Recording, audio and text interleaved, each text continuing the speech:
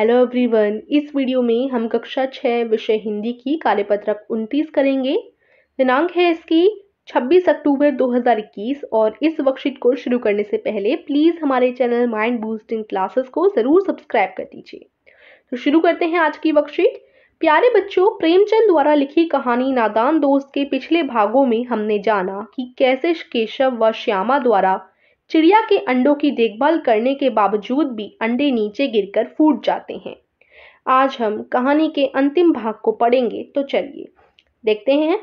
तो हमने पिछले भाग में क्या देखा था? हमारा जो चैप्टर चल रहा है वो है नादान दोस्त। इस चैप्टर को अगर आप एनिमेटेड देखना चाहते हैं तो इसकी लिंक डिस्क्रिप्शन में आपको मिल जाएगी, वहां जाके आप इस चैप्टर को एनिमेटेड देख सकते हैं। और पिछले भाग में हमने ये पढ़ा था कि केशव और श्यामा ने कैसे अंडों की देखभाल करी, लेकिन फिर भी अंडे नीचे गिरकर फूट गए। अब क्या हुआ? फिर माँ ने उन्हें देखा। ये सब हम लोग आगे पढ़ेंगे इस भाग में। माँ ने केशव से पूछा, क्यों रे? केशव भीगी बिल्ली बना खड़ा रहा। माँ बोलती है, तू वहां पहुंचा कैसे? श्यामा बोलती है, चौकी पर स्टूल रख के चढ़े अम्मा जी। केशव बोलता है, तू स्टूल थामे नहीं खड़ी थी? श्यामा बोलती है, तुम ही ने तो कहा था। तो अब एक दूसरे की लड़ाई हो जाती है। फिर माँ कहती है, तू इतना बड़ा हुआ, तुझे अभी इतनी भी मालूम नहीं कि छूने से चिड़िया के अंडे गंदे हो जाते हैं? चिड़िया फिर उन्हें नहीं सेती। श्यामा ने डरते डरते पूछा, तो क्या चिड़िया ने अंडे गिरा दिए हैं अम्मा जी?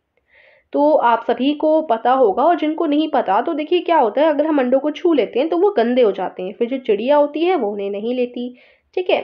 फिर माँ है, और क्या करती? केशव के सिर इसका पाप पड़ेगा। फिर माँ बोलती है, चिड़िया ने अंडे गिरा दिए हैं क्योंकि अंडे गंदे हो गए हैं, अब केशव के सिर इसका पाप पड़ेगा। हाय हाय, 3 जाने ले ली दुष्ट ने। केशव रोती सूरत बनाकर बोला, मैंने तो सिर्फ अंडों को गद्दी पर रख दिया था अम्मा जी। माँ को हंसी आ गई, मगर केशव को कई दिनों तक अपनी गलती पर अफसोस होता रहा। अंडों की हिफाजत करने के जोग में उसने उनका सत्यानाश कर डाला। इसे याद कर वह कभी कभी रो पड़ता था। दोनों चिड़ियां वहां फिर ना दिखाई दी। तो इस तरीके से आपकी कहानी थी। ठीक है। तो उसमें जो है श्यामा केशव ने नादानी कर दी। ठीक है। तो अब हम क्वेश्चन करते हैं। क्वेश्चन करने से पहले मैं आपको बताना चाहूंगी कि अगर आप कोडिंग सीखना चाहते हैं, खुद का ऐप बनाना चाहते हैं, सो एक हमने वीडियो बनाई है, सर ने वीडियो बनाई है जिसकी लिंक मैं आपको डिस्क्रिप्शन में दे दूंगी। उसमें आपको ऐसे 5 बेस्ट ऐप बताए हैं जिनके द्वारा आप कोडिंग करना सीख सकते हैं और खुद का ऐप बना सकते हैं। ठीक है। तो वीडियो डिस्क्रिप्शन में मैं उस वीडियो की लिंक दे दूंगी, आप जाकर देख लीजिएगा। और जो नया चैनल है, जो वीडियो है उसके चैनल को भी सब्सक्राइब कर दीजिएगा और बेल आइकन को ऑन कर दीजिएगा। और ऐसे ही लेटेस्ट डिजिटल इन्फॉर्मेशन के लिए अगर आप कुछ डिजिटली नहीं जानते तो आप कमेंट भी कर सकते हैं सर की वीडियो पर। ठीक है। चलिए अब हम अपनी वर्कशीट को कंटिन्यू करते हैं। गद्यांश को पढ़कर प्रश्नों के उत्तर दीजिए। पहला प्रश्न है, भीगी बिल्ली बनना। बनना मुहावरे का अर्थ क्या है? भीगी बिल्ली, आपने सुना होगा भीगी बिल्ली बन जाता है, भीगी बिल्ली बन गया। तो डर जाना, मर जाना, घबरा जाना या पछताना। तो जब डर लगता है तो यानी भीगी बिल्ली बन जाना। ठीक है।